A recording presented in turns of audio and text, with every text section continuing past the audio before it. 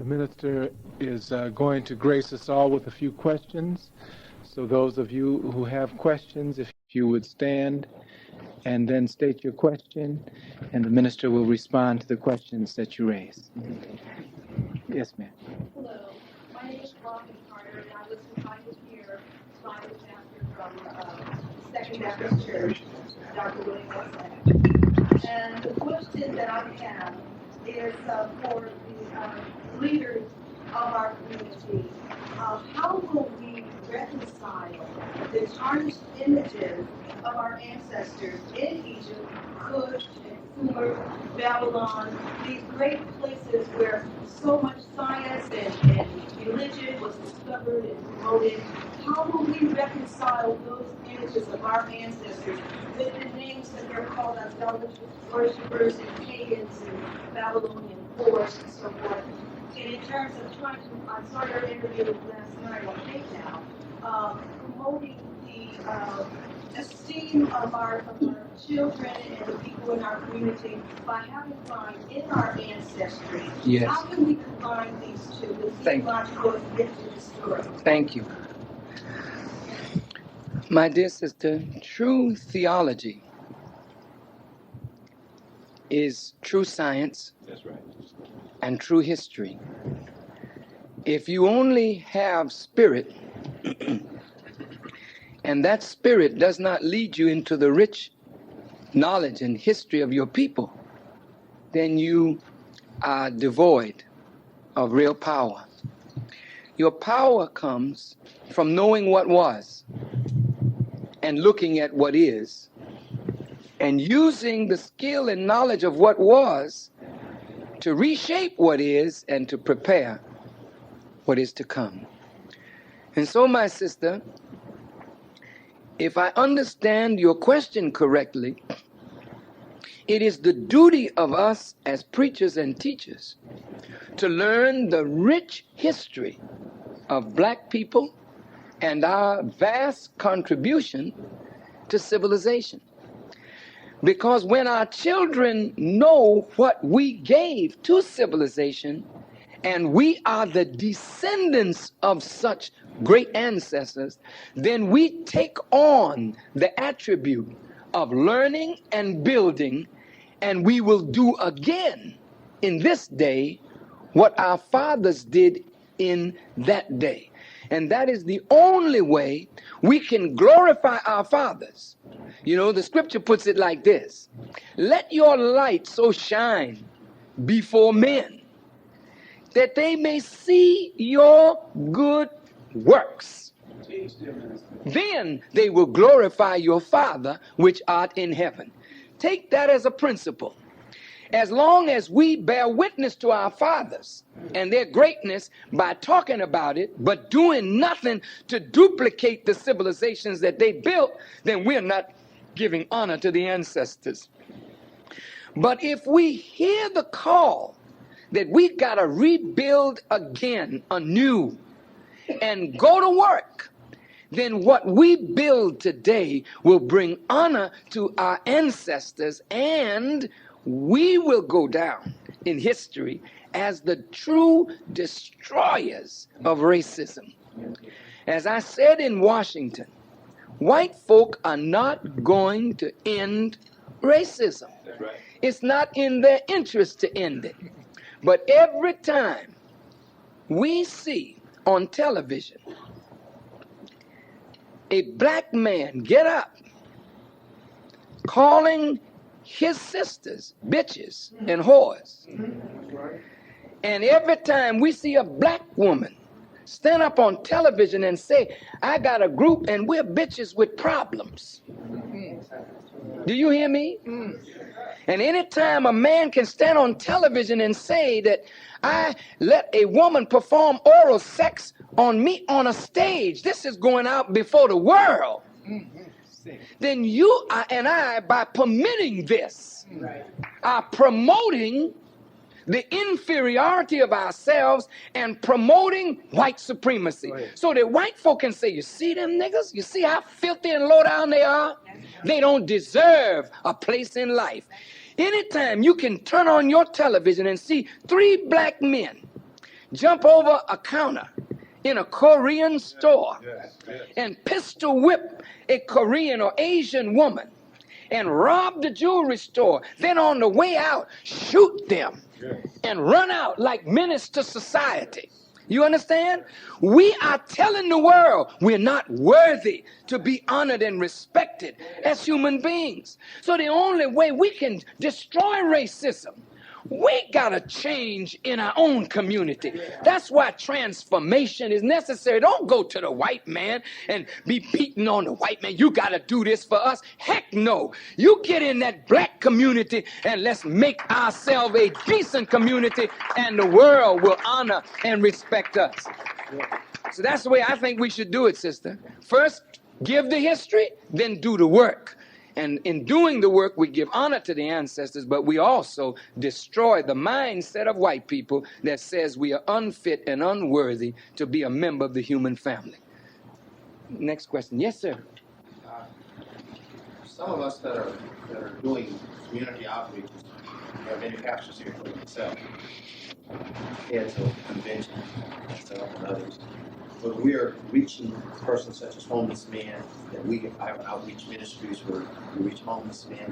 What I wonder is, from you, in your organization, how is it that you can better, or why are you not networking with those of us that are attempting to restore the black man back to his rightful place? And my belief in the black man is he needs to be back as head of his household. He needs to be sober, to be living sober, righteously and godly, to be able to provide for his own family. He doesn't need the sheriff to take care of his children because he'll be taking care of his own. Certainly. And I'm wondering, in organizations such as yours, why are you not, and will you network with other organizations so that we can all better make this place? Yes, certainly, brother. We will be honored to network with you and everybody that's reaching out to our homeless and our black men. We're doing that in our way. But it's not enough for us to do it in our way. You do it in your way. She does it in her way. But it is time now for us to pool our resources. Maybe you can show us how to do what we're doing a little better, or maybe we can influence you to do it a little better, so that all of us working together can help lift our people up. I will just give you a small key, my dear brother, working with men. If you notice the men that are around me, these are former gangbangers, some of them former criminals, some of them college students, but all of us were saddled with the terrible mindset that white supremacy imposes on black men.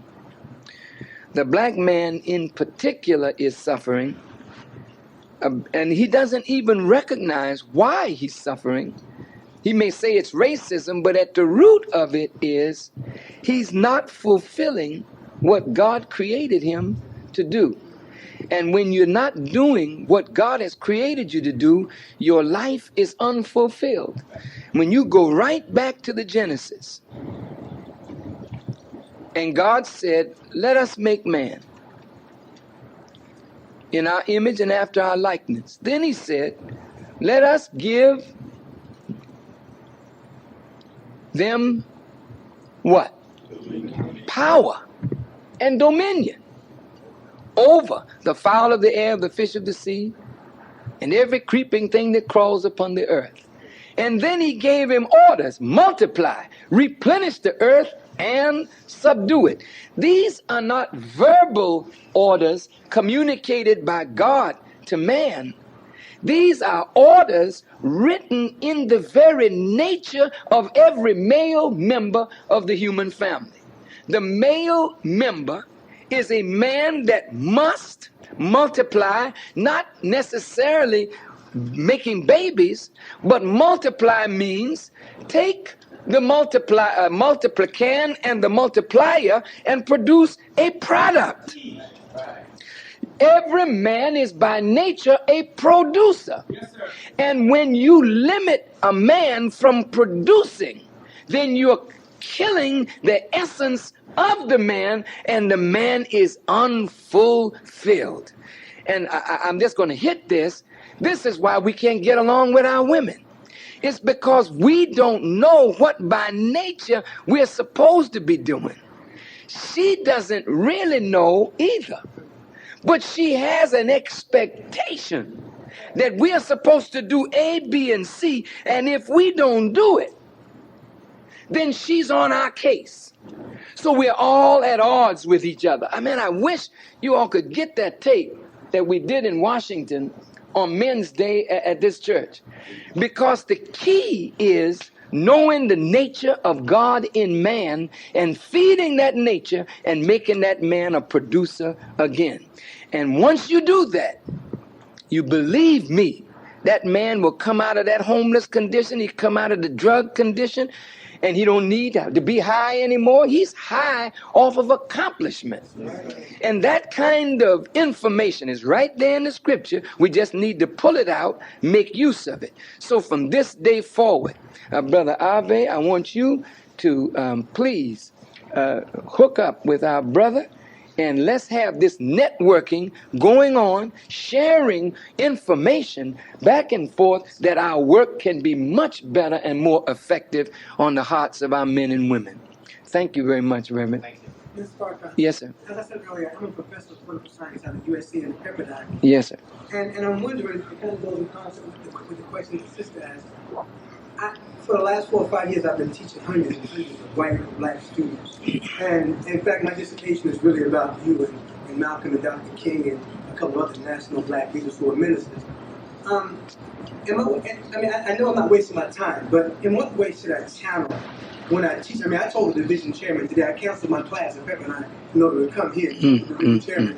I'm going to hear Farrakhan and the students. I mean, I sold a bunch of tickets to white students. You know, I've been running down to the temple to get tickets to sell to the white students that'll be there tomorrow. I said, give the man a chance to speak to you for himself rather than through the media. Yes. I'm asking you, what direction should I take in dealing with these people? Does it do me any good to talk to white folks about Yes. us? Yes, it does. Yes, it does. You know, my whole near 40 years in ministry has been talking to black people. But we live in a world with white people. And at some point, we have to engage them in the right kind of dialogue and bust up the mindset that has been passed on to them through the misteaching that they have received. When I was on this television show last night, I really thought a woman was going to ask me about the trial of Damian Williams and Brother Watson. I thought that they were going to ask me if an unjust decision came down, or a decision that we didn't like, how would I advise our people? And this comes right to political science, and why your study is so valuable, and why you're imparting knowledge not only where you are, but everywhere you can get a chance to teach. You're required to do it. I said, even if an unjust decision comes down tomorrow, that's nothing new for us. Why should we go burn down the city, really our own neighborhoods, and subject ourselves to be shot down by those who are primed to do that anyway, over one more unjust decision? Look, the Denny case, like the Rodney King case, is now seen all over the world. There's hardly any black person in America that is not right now waiting for this decision to come down, just to see what white folks going to do. Now, should we get a bad decision, or a decision that is unfavorable to the brothers, what does that do? I'm speaking now from a political, scientific point of view. When I was a young minister, I got a book on political science, on the dynamics of international relations. And in this book, I found something very interesting. It said that nations are formed by first people sharing common attitudes. And those attitudes harden into a system of beliefs.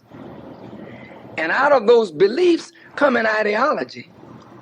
And from that ideology comes a national community. And then the move toward acquisition of land, and a nation is formed. The Honorable Elijah Muhammad said, we have become a nation within a nation. Now, if this decision don't come down right, it is right. If you look at the big picture, if it don't come down right, it's still right. Because what does it say? It says, ain't no justice here. Right. And when black folk begin to say, no matter what your faith is, or your political persuasion, or your lack of, or your having, you see injustice, then we develop what? A common attitude toward the justice system. And as that attitude hardens, a system of beliefs start emerging. That's why when we talk today, we can't go out of here in any way but harmony. Because everything I said, you already believe. And even if you didn't know it, when you heard it, you say, that's right. Now check this out. We don't believe that this system can give us justice. Come on now. And we have an attitude already, not a brand new attitude. We got an orientation of mind toward the government, toward justice, toward the police. And we have beliefs now that are shared by black people all over America. So what's coming out of this? A national community is developing. And we are really becoming a nation within a nation. So every time they do what they do, we start forming more and more into a body that is becoming of a shared mind. What is it? Is it 1 Corinthians? Let there be no more division. Huh? Quote it for me, brother. Do you know it? Go ahead.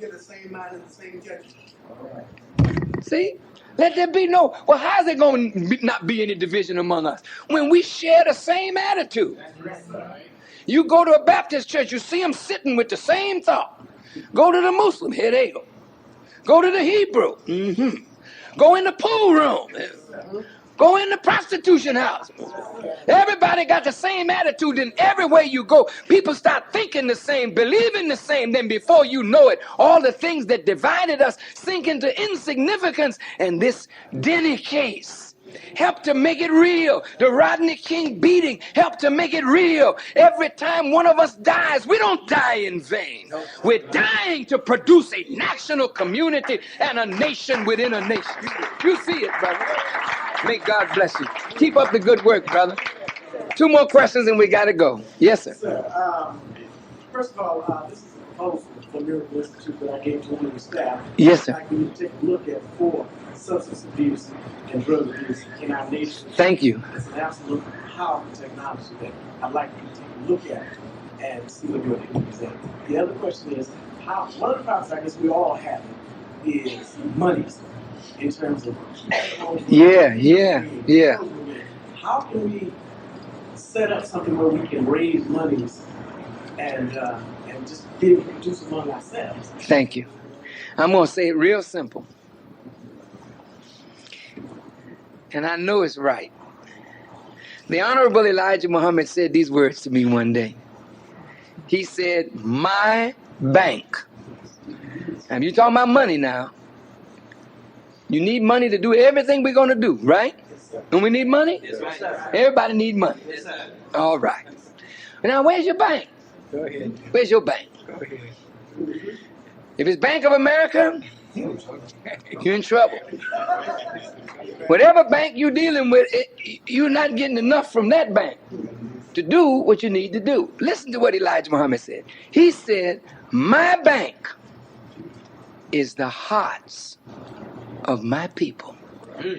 And as long as the hearts of my people are with me, I will never go to the bank and have a check marked insufficient funds. Now, out of your people, we have a $300 billion purchasing power. That's bank. That's bank, buddy. But you know what's wrong? We are not after the hearts of our people. And as long as we got organizations that have to go to white people, here's a good idea I got, boss. Would you finance this for me? Then boss says, Sam, that's a good idea. Then Sam, here, I'm going to loan you at 16% interest. And Sam, I want you to change this, and this. By the time you get the money and get finished, you owned by them. Go after your people. That's where the money is. What did Jesus tell you? The coin is in what? Well, then fish then. Fish then.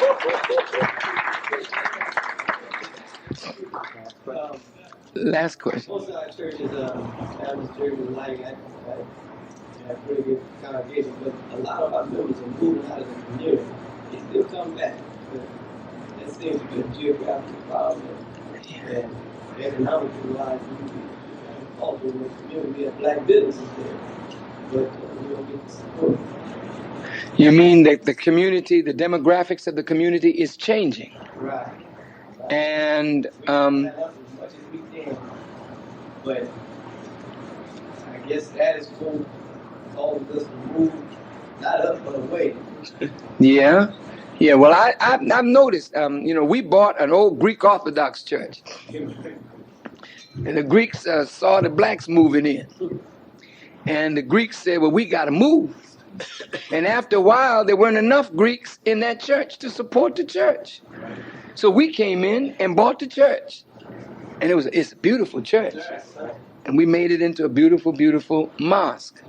Well, if you notice, when your congregation moves away, you got a building there, but you don't have people.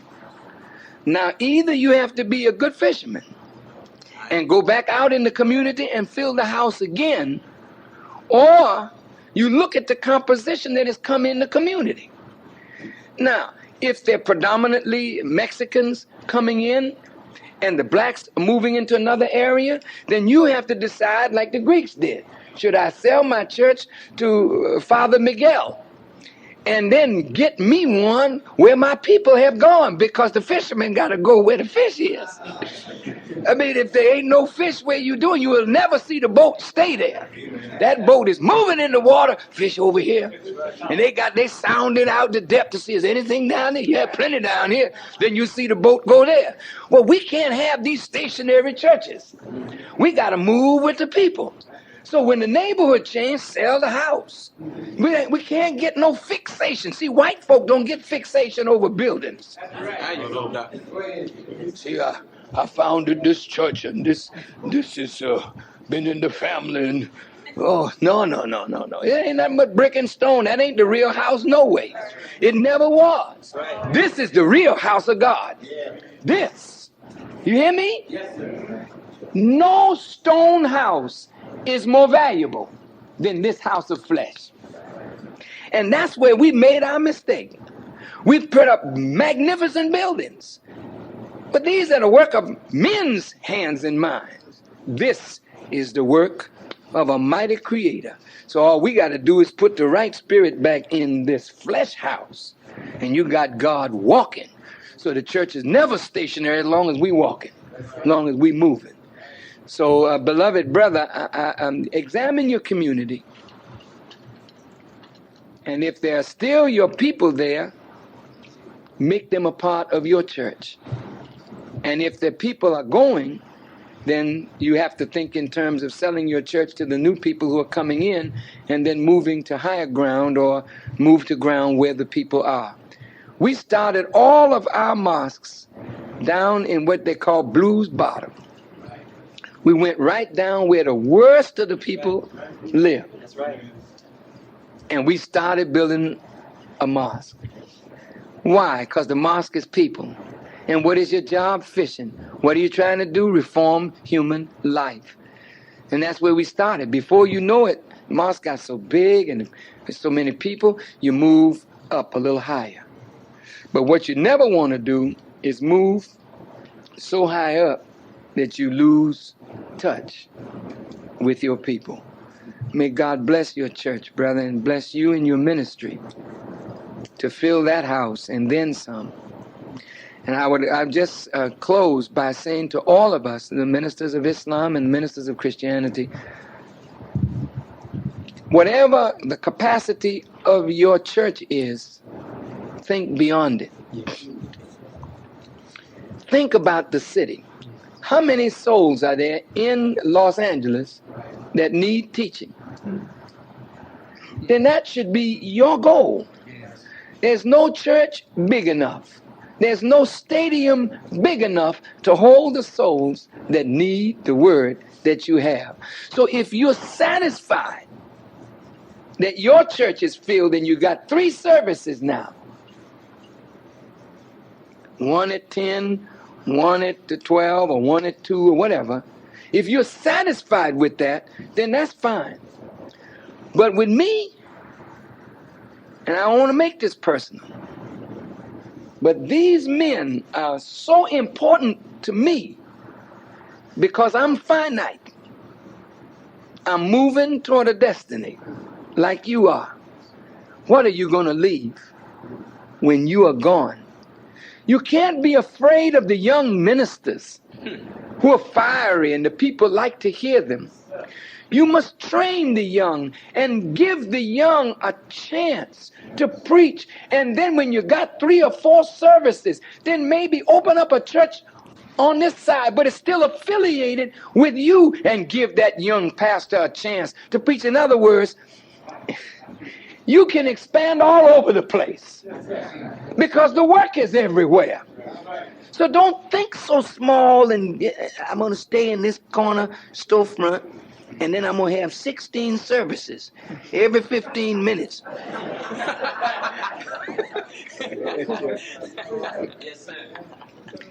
Big field. Go on and train the young men and let them go and help you in the ministry. I'm doing that. And I'm trying to step back more and more and let the young, brilliant ones that are around me shine. This man right here, Brother Khalid, he's just a great preacher, teacher. Well, why would you want to sit on a man like that? Why would you get envious? Shut him up, man. He preached to people who follow him. They should follow somebody to God. If he's going to God, why not follow him? Do you understand? Yes, this is a young man with a doctorate degree. I can't hide him under no bushel basket. Get up, brother, and go to work. Look at my sister over there. Stand up, Sister Ava. Yes, she's one of the finest teachers we got. You know? She's a lawyer and a minister. I'm looking for talent. Where's Jamil? Where did he go? Come here, Jamil. Ishmael, come up here. Where's Rasul? They're at the airport. These are young, fiery warriors. Stand up, Brother Harv. Of course, those of us that are middle-aged. Brother Anthony, stand up. These young men, look at them. Stand up, Brother Christopher, stand up. Come around here. Come around. Where's the minister from Oakland? Where's Brother Keith? Okay. But I want you to look at these beautiful, clean-looking young men. Now, I'm 60. Yes, I'm 60.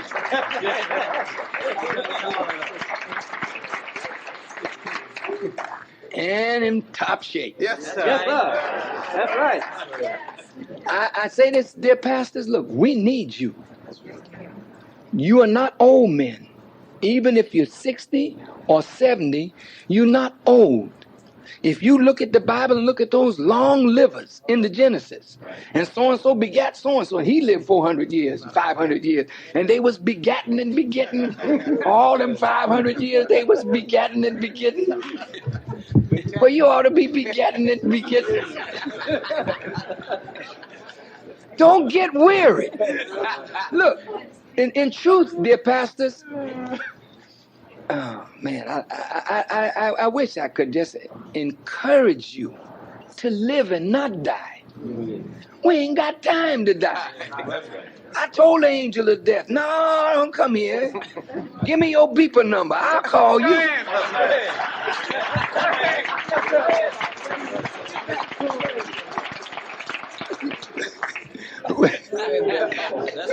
We ain't got time to die. We got too much work to do.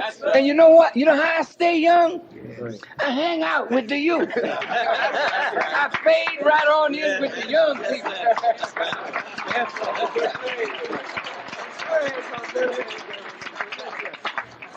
Don't get old and tired. Surrounding yourself with old, tired people. Well, it's getting near time to go home. I went to a class reunion and got frightened.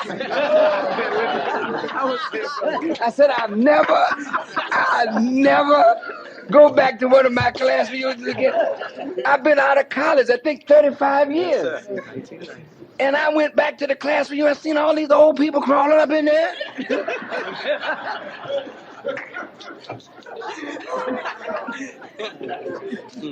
And they stood up talking, you know, I've retired, and I'm a grandfather. I said, man, am I that old? Then they started lighting candles for all my classmates that had died. And they had lit up the place. I said, scared the hell out of me. Put heaven in me then. I said, I'll never come back here no more. And they asked me to speak. I beat them all up. What are you talking about? Retired. You don't retire, you die on your job. I'm a great grandfather. Yeah. And I ain't thinking about that. Of course, I know it's going to happen, but I ain't thinking about it. Got too much work to do. And when you take the young and teach them, and you stay youthful when you're with young people, then you learn to communicate with young people. You never get old in your language. You would always reach the young, reach the old, reach the babies. Give the youth a chance. Yes, that's right. And God will extend your days through the young that you teach and develop. I know that Elijah Muhammad, when he took Malcolm, and he took me, and he took Muhammad Ali, and so many of us, and he taught us, and he shaped us, and he put us out on the track, and he watched us. He watched us debate the scholars, and we would come to his table, and he would sit with joy and pride. When I listen to my brothers, their tapes, and I see what they're doing on a national and international scale, my heart bursts with pride. I can't sit down and say, he's outshining me, and shoot him down. That's what we're going to do. And all this crazy politics start getting into God's business. And then you begin stifling creativity because you're envious and jealous of the young people. We all got to die, but the people are going to live. So look after the young and give them something to do, and may God bless you all. I'm sorry to keep you so long, but you know what? I'm never more inspired than when I'm talking to the men of God. Ice Cube, are you here? Stand up, Cube. Come on up here.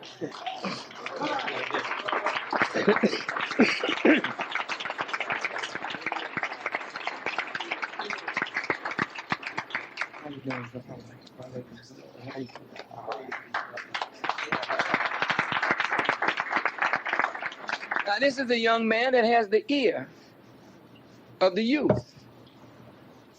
He can do more with one rap than we can do with a month of sermons. And all we're going to ask is that our rappers gradually purify their language and their approach and put more and more wisdom and truth in their raps. And before you know it, church won't be just church on Sunday. It'll be church on Monday, and they'll be rocking with the word. And before you know it, the youth will be all in the street doing their thing in the name of God. Brother, you got to use everything, every vessel that God sends. That's what the white man is doing, and that's what we got to do. Turn it around and use it on behalf of God and righteousness. And so we thank Allah for Ice Cube, and Ice Cube is going to melt the world with the truth. May Allah bless you. Thank you. God bless you all.